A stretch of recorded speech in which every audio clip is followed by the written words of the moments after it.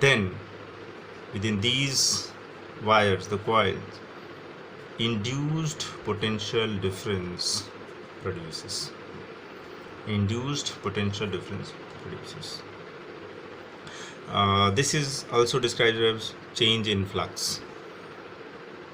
Flux is a terminology that do not belongs to class 10th. It is of higher class. But let me tell you a brief about it. Number of field lines relating with this magnet and field lines produced here get crossed each other like this. They crossed each other like this. They cross each other like that, like this. The amount of crossing of these field lines, is called as flux. So change in flux means amount of field lines passing normally through an area. That is what change in flux.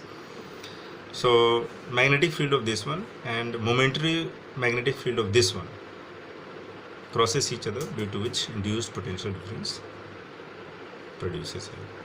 As if now for class 10, need not to go in such a detail. Only just you have to remember is that whenever there is a relative motion between magnet and a coil, then induced EMF, hence current, produces within the coil. This is called as what? Induction.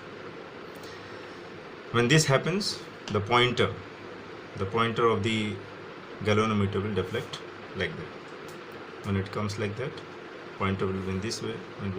When the magnet will go in this way, that means when the magnet will go in this way, then the pointer will move in that way, right?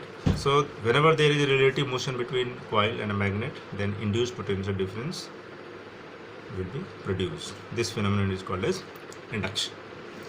Now one more thing to remember. See what happens if the magnet is happen to be inside this. When the magnet is happen to be inside this and you are moving the magnet inside the coil, here within the coil, then field line of magnet and field line of the coil both are parallel inside, and inside it uniform magnetic field is there, uniform magnetic field inside it.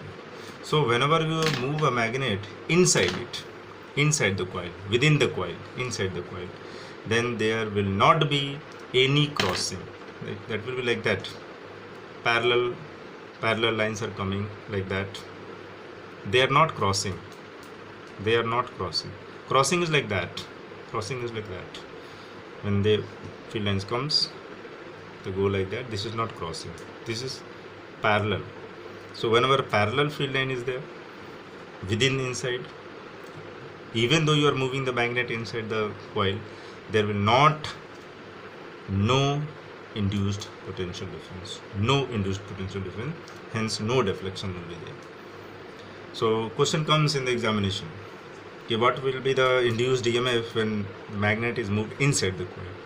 So no induced potential difference inside it, because parallel fields lines are there, uniform field line.